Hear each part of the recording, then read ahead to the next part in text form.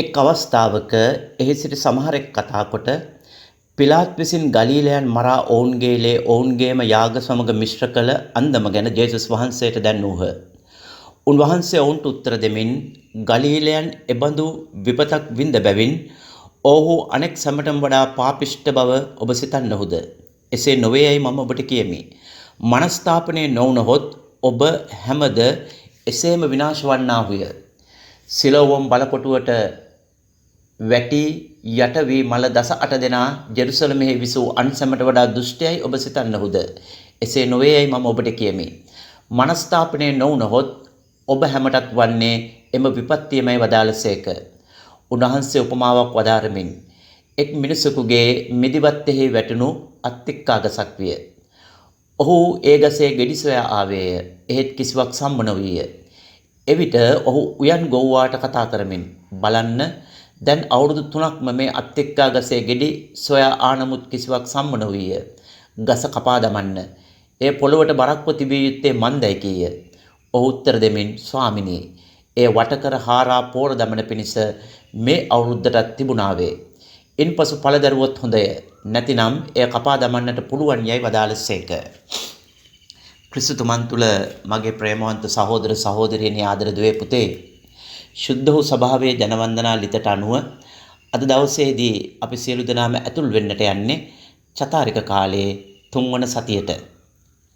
අලුත් සතියක් ජීවමාන ස්වාමින් වහන්සේත් එක්ක අපි ආරම්භ කරන්නට යන මේ මොහොතේදී නැවත වතාවක් ස්වාමින් වහන්සේ අපිට ආරාධනා කරනවා උන්වහන්සේගේ ගැලවීමදායක වචනය තුළ අපේ ජීවිත වෙනස් කරගන්නට, ගොඩනගා ගන්නට, ශක්තිමත් කරගන්නට.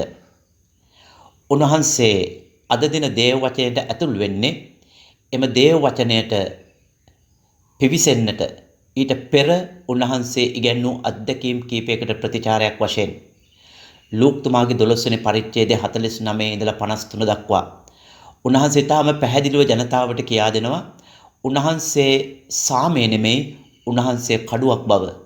උන්වහන්සේ නිසා බොහෝ ભેද වෙන්නවීම් ඇතිවන්නට නියමිත බව උන්වහන්සේ පවසනවා. ලූක්තුමාගේ 12 වෙනි පරිච්ඡේදයේ 54 56 වගන්ති තුල ස්වාමින් වහන්සේ කාලයේ සලකුණු තේරුම් නොගැනීම ගැන ඔවුන්ට දොස් පවරනවා. මෙවන් දීර්ඝ දේශනාවක් අතරතුර උන්වහන්සේව අල්ලා ගැනීමට ප්‍රශ්නයක් යොමු වෙනවා. ඒ පිලාත් ආණ්ඩුකාරයාගේ ක්‍රූරකමක් සම්බන්ධව. එනම් ගලීලයන්ව මරලා ඔවුන්ගේ ලේ සමග ඔවුන්ගේ යාග මිශ්‍ර කිරීමක් ගැන. මේ සම්බන්ධව අපිට ඓතිහාසික කියවීමක් හෝ දේව වචනමය සාක්ෂියක් නැහැ.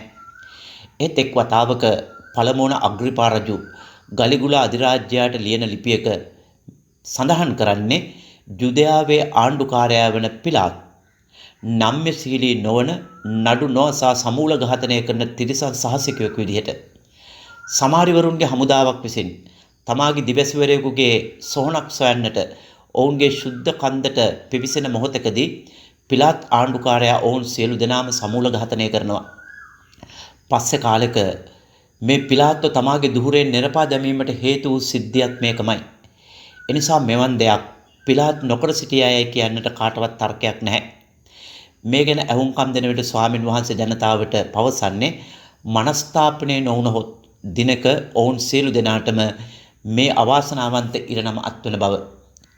සමහර විට ස්වාමින් වහන්සේ අනාගතයේ ජෙරුසලම් නගරයේ විනාශය වන ආකාරය පිළිබඳව පෙර කියවීමක් කරා වෙන්නටත් පුළුවන්. ඔවුන්ගේ දෙවැනි ප්‍රකාශනය වන්නේ සිලෝවම් බලකොටුව පෙරලිලා මිය ගිය අය පාපිෂ්ඨද යන්න. ජොසෙපුස් ප්ලාවියස්ගේ ඉතිහාසඥයා ඉදිරිපත් කරන ආකාරයට ජෙරුසලමට ජලය සම්පාදනය කිරීමට වාරි මාර්ග ක්‍රමයක් නිර්මාණය කරන්නට පිලාත් අවශ්‍ය වෙනවා. ඒ සඳහා මුදල් සපයා ගන්නට තීරණය කරන්නේ දේව මාලිගාවේ මුදල් ගබඩාව. එයට ජුදෙව්ව විරුද්ධ වුණාම රහස්‍යගතව තමන්ගේ හේවායන්ව වෙස් වලාගෙන ජනතාව අතර හිඳින්නට සලස්වලා ඔහු දීපු යම්කිසි ආකාරයක සලකුණකින් ඔවුන් මැදට පැනලා ඔවුන්ව සමූල ඝාතනය කරලා දානවා. ස්වාමින් වහන්සේ ඔවුන්ගේ පෞකාරකමේ තත්ත්වය මනින්නට යන්නේ නැහැ. ඒත් උන්වහන්සේ පවසන්නේ මනස්ථාපනය නොවුනොත් ඔවුන්ට ඊට වඩා බරපතල තත්ත්වයක් හිමි වෙන්නට පුළුවන් බව. උන්වහන්සේ ඊටාම පැහැදිලිව මේ ජනතාවට පවසා සිටින්නේ කාලයේ සලකුණු තුල දේව කැමැත්ත සොයා ගැනීමෙන් නිරන්තර හිත්තරීමකට පිවිසෙන ලෙස. ඊට පස්සේ උන්වහන්සේ මේ తত্ত্বය තවදුරටත් විස්තර කරන්නට අත්තික්කා ගස පිළිබඳ උපමාව පවසනවා.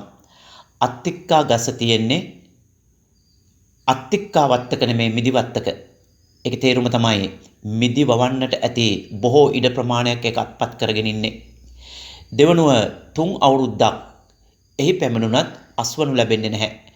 බොහෝ විට පාස්කු මංගල්‍යය සඳහා ස්වාමීන් වහන්සේ ජෙරුසලමට පැමිණි වාර ගණන උන්වහන්සේ මෙතනදී ප්‍රකාශ කරා වෙන්නට පුළුවන්. උන්වහන්සේ ජෙරුසලමට පැමිණිච්ච හැම මොහොතකම ජනතාව උන්වහන්සේව ප්‍රතික්ෂේප කරනවා. පළවෙනි වතාවේ උන්වහන්සේ දේවමාලිගාව පවිත්‍ර කරලා උන්ට ආරාධනා කරනවා ගැලවීම ලබන්නට. ගැලවීම ලබනව වෙනුවට ඔවුන් ස්වාමින් වහන්සේව මරා දාන්නට ඕනයි කියලා තීරණය කරනවා. හැබැයි ඒ ගමනේදී නිකදේමුස් ගැලවීම ලබනවා. සමාරි ස්ත්‍රී ශුද්ධවන්තියෙක් බවට පත් වෙනවා. දෙවෙනි වතාවට උන්වහන්සේ ජෙරුසලමට ආපුවාම ජෙරුසලමේ නායකයෝ සූදානම් වෙනවා උන්වහන්සේට ගල් ගහලා මරන්නට උන්වහන්සේව අත්අඩංගුවට ගන්නට. නමුත් ඒ ගමනේදී කාමමිත්‍යාචාරය කර ඉද්දී අහුවෙච්ච පෞකාර ස්ත්‍රිය ගැලවීම ලබනවා. ජාත්‍යන්තය ශුද්ධවන්තයෙක් බවට පත් වෙනවා. මේ තමයි උන්වහන්සේ ජෙරුසලමට පැමිණි හැම මොහොතකම මේ මිනිස්සු උන්වහන්සේට දක්වපු ප්‍රතිචාරය. උන්වහන්සේට නෙලන්නට ඔවුන් තුල අස්වැන්නක් නැහැ. උන්වහන්සේ අවසාන වතාවට ජෙරුසලමට ආපු වෙලාවේ උන්වහන්සේ ජෙරුසලම් නගරය දිහා බලාගෙන අඬනවා. ඇයි? මිනිස්සු දෙවියන් වහන්සේගෙන් පැමිණිච්ච ගැලවීම ප්‍රතික්ෂේප කරපු නිසා. මේ උද්‍යානයේ අයිතිකරු දෙවියන් වහන්සේ, එහි සිටින සේවකයා ස්වාමින් වහන්සේ. ඒ නිසාම සේවකයා පළ නොදරන ඒ අත්තික්කා ගසට තවත් අවස්ථාවක් දෙන්නට කියලා ඉල්ලා සිටිනවා. මේකේ තේරුම තමයි කිතුණු ජීවිතයේ පිළිබඳ සුබ ආරංචිය කියලා කියන්නේ දෙවන අවස්ථාව පිළිබඳ සුබ ආරංචියක්. ඕනිම මොහොතක ඕනිම කෙනෙක්ට ගැලවීම ලබන්නට අවස්ථාව තියෙනවා. ස්වාමින් වහන්සේ මියගිය ගලීලයන් ගැන, ජෙරුසලමේ යුදයන් ගැන කතා කරලා කියන්නේ මනස්ථාපනය නොවුනොතින් එහෙම හැම කෙනෙකුටම මේ අත්දැකීමට මුහුණ දෙන්නට සිද්ධ වෙයි කියලා. ඊටම පැහැදිලිව ස්වාමින් වහන්සේ අපිට පවසන කාරණේ තමයි ගැලවීම ලබන්නට තියෙන ඒකායන මාර්ගය මනස්ථාපනය වීම. මනස්ථාපනය වීම යන්නට හේබ්‍රෝ කතුවරයා භාවිතා කරන වචනය සුබ්. නව ගිවිසුමේ ජීවමාන ස්වාමින් වහන්සේ ඇතුළු දේව වචනේ කතුවරුන් භාවිතා කරන වචනය මෙටනොයියා. මේකේ තේරුම තමයි පාපයෙන් හැරිලා ස්වාමින් වහන්සේ වෙතට පැමිණීම, හැරීම. එහෙම හැරිලා එද්දී නිකම් එන්නට බෑ. එහෙම එද්දී ආකල්ප වෙනස් කරගෙන එන්නට ඕන. මොකද ආකල්පයක් කියන්නේ? ආකල්පයක් කියලා කියන්නේ අපි සිතන විදිහ, අපි දකින විදිහ, අපි බලන විදිහ. ස්වාමින් වහන්සේ දේව වචනය තුල කියනවා අපි දකින විදිහ, බලන විදිහ, හිතන විදිහ වෙනස් කරගෙන ස්වාමින් වහන්සේ වෙතට හැරියෙන්නට කියලා. ඇයි ආකල්ප වෙනස් විය යුත්තේ? අපි කරන ඊටාම පුංචි පාපේ ඉඳලා මහා බරපතල පාපේ දක්වා ඒකට හේතුව තමයි අපි හිතන විදිහ, අපි දකින විදිහ, බලන විදිහ. කවුරු හරි අපෙන් ඇහුවොත් එහෙම ඇත්තටමයි දේව පුත්‍රයා මේ ලෝකෙට ආවේ කියලා. ඒ සඳහා දෙන්නට පුළුවන් ඊටාම සරල සාධාරණ උත්තරයක් මේ මනස්ථාපනීය ගැන්වීම තුළ තියෙනවා. ඒකේ තේරුම තමයි මට මං ගැන තියෙන වැරදි ආකල්ප වෙනස් කරන්නට, මගේ දෙවියන් වහන්සේ ගැන මට තියෙන වැරදි ආකල්ප වෙනස් කරන්නට, මගේ සහෝදරයා ගැන මට තියෙන වැරදි ආකල්ප වෙනස් කරන්නට, එහෙම වෙනස් කරලා දෙවියන් වහන්සේගේ ඇස් දෙකෙන් ලෝකයේ දිහා බලන්නට උගන්වන්නටයි උන්වහන්සේ මේ ලෝකෙට එන්නේ. හැම මොහොතකම පෞකාරයක් උන්වහන්සේට හමු වුණාම ඒ පුද්ගලයා ශුද්ධවන්තයෙක් වෙන්නට හේතුව තමයි ස්වාමින් වහන්සේ පුද්ගලයාගේ අතුලාන්තයේ තියෙන ආකල්ප වෙනස් කරනවා. ඒක නිසා මේ සතිය ආරම්භයේදී අපි එක් එක්කෙනාගේ ජීවිත අපි ස්වාමින් වහන්සේට බාර කරමු. අපේ පවුල්, අපේ සංඝයන් අපි ස්වාමින් වහන්සේට බාර කරමු.